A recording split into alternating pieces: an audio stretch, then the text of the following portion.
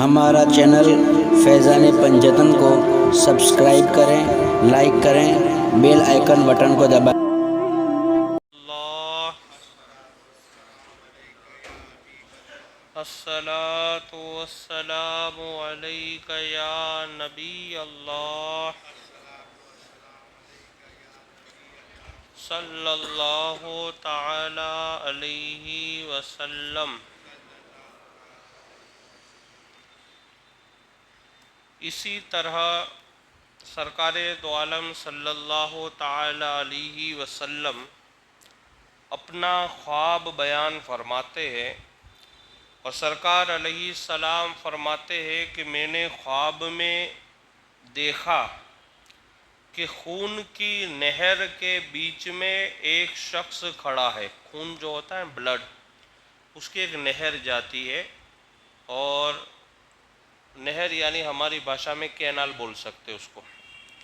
تو ایک نہر جاتی ہے اور اس نہر کے بیچ میں ایک شخص کھڑا ہے، سرکار فرماتے ہیں۔ اسی طرح آپ نے دیکھا کہ خون کی نہر کے بیچ میں ایک شخص کھڑا ہے، اور اس کے کنارے پر دوسرا شخص ہاتھ میں پتھر لیے موجود ہے۔ ایک آدمی خون کی نہر میں ہے اور ایک آدمی اس کے کنارے پر باہر پتھر لے کر کے کھڑا ہے۔ جب نہر والا شخص باہر نکلنے کی کوشش کرتا ہے تو یہ شخص پتھر مار کر اسے اس کی جگہ لوٹا دیتا ہے۔ جب وہ آدمی خون کی نہر میں سے جب باہر آنے کی کوشش کرتا ہے تو جو آدمی باہر کھڑا ہے وہ اس کو پتھر مار کر کے واپس اندر پہنچا دیتا ہے۔ اس کے متعلق جب سرکار صلی اللہ علیہ وسلم نے پوچھا کہ بھئی یہ کیا ماجرا ہے، یہ کون لوگ ہیں کہ ایک آدمی خون کی نہر میں کنارے پر ہے اور اس کو اگر باہر نکلنا ہے تو پتھر مار کے واپس اس کی جگہ کے اوپر پہنچا دیا جاتا ہے، تو یہ کون لوگ ہیں، یہ کس عذاب میں مبتلا ہے؟ تو سرکار علیہ السلام نے پوچھا تو بتایا گیا کہ یہ سود خور شخص ہے، بیاج خور۔ کون لوگ ہیں؟ بیاج خور۔ سود لینا اور سود دینا یہ دونوں سخت منع ہے۔ بیاج لینا اور بیاج دینا دونوں بڑا سخت سے سخت گناہ ہے۔ اور کچھ صوفیاء کرام نے انہوں نے اس روایت کو جو خون سے تعبیر کیا گیا ہے کہ بھئی خون کی نہر ہے اور اس میں ایک آدمی ہے، وہ باہر نکلنا چاہتا ہے لیکن نکل نہیں پاتا ہے، تو کہا یہ سود خور آدمی ہے، بیاج کھاتا تھا۔ تو کچھ صوفیاء کرام نے اس روایت کی تشریح یوں بھی کی ہے کہ کسی سے بیاج لینا یہ اس کا خون چوسنے کے برابر ہے۔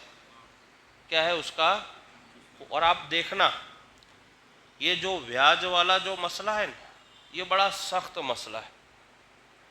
کسی سے آپ بیاج لوگے، دیکھو اگر دو گے نا، مطلب کہ جیسے میرے پاس 100 روپے میں نے آپ کو بولا آپ لے جاؤ، اور جب آپ مجھے لوٹاؤ تو 120 روپے دینا، یہ عادت ایسی خراب ہے نا مال حرام کھانے کی۔ اگر کسی آدمی کو عادت پڑ جاتی ہے نا، عادت کبھی چھوٹتی نہیں ہے۔ اور یہ تو چلو ہو گیا مال جمع کرنا، لیکن اس کا جو وبال ہے نا، وبال، صوفیاء کرام فرماتے ہیں کہ اگر اس کا وبال دنیا میں اس پر نہیں آیا مان لو کسی وجہ سے، تو اس کی نسلوں میں آئے گا۔ کیا آئے گا؟ اس کی اولاد کو بھگتنا پڑے گا۔ اس کے لیے بزرگان دین فرماتے کوئی بھی گناہ کرنے سے پہلے یہ تصور کرو کہ کہیں ایسا نہ ہو کہ اس کی وبال کی گرفت میں تمہاری وہ اولاد نہ آ جائے جس کے لیے تم یہ مال جمع کرتے تھے۔ جیسے میں ہوں، میں مال کس کے لیے جمع کروں گا؟ میری اولاد کے لیے کروں گا۔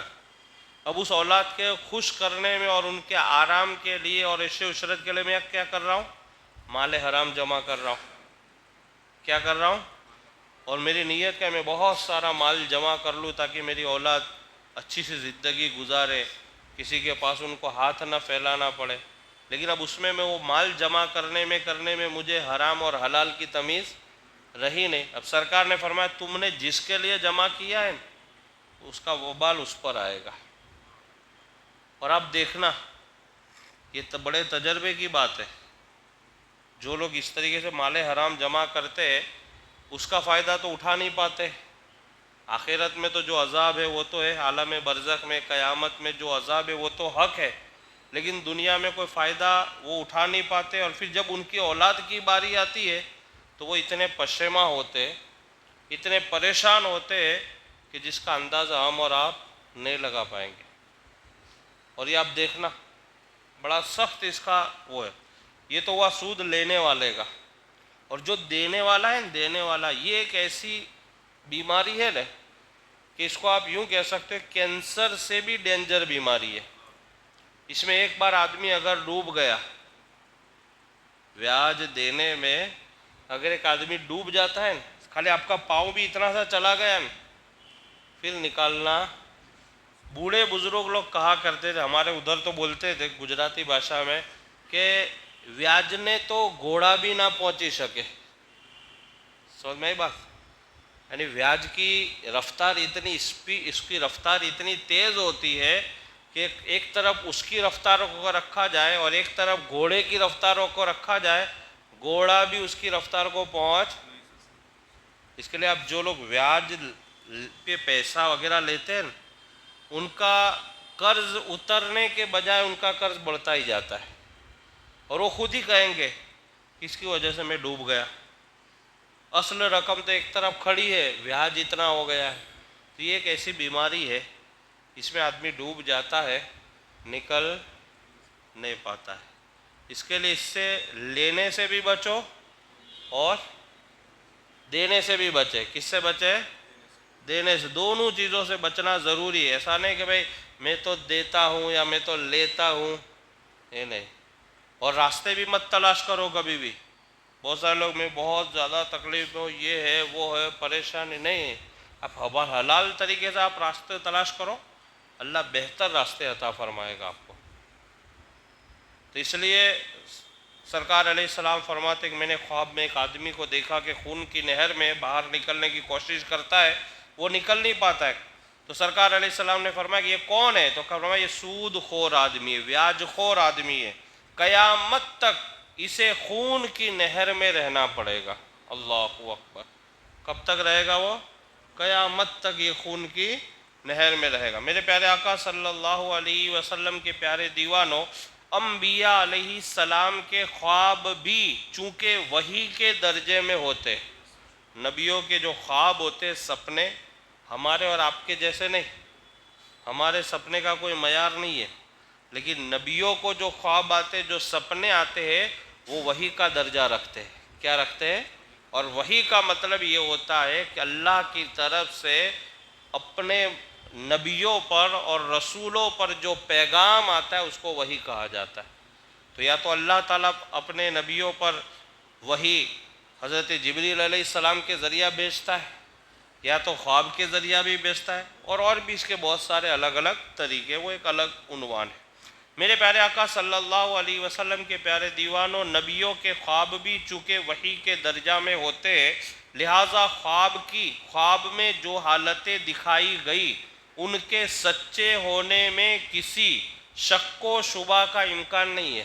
یہ سرکار نے جو اپنا خواب بیان فرمایا، اس کے سچ ہونے میں کوئی شک نہیں ہے۔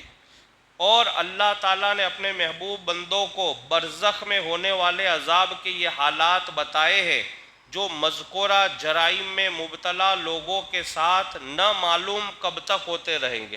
یعنی اوپر یہ جو بیان ہوا کہ کون کون سے جرم میں لوگ مبتلا ہے، اب یہ اللہ ہی بہتر جانتا ہے کب تک اس میں مبتلا رہیں گے۔ اللہ تعالیٰ ہم سب کو اور تمام مومنین مومنات کو ان اسباب سے محفوظ رکھے جن کی وجہ سے عذاب جہنم واجب ہو جاتا ہے۔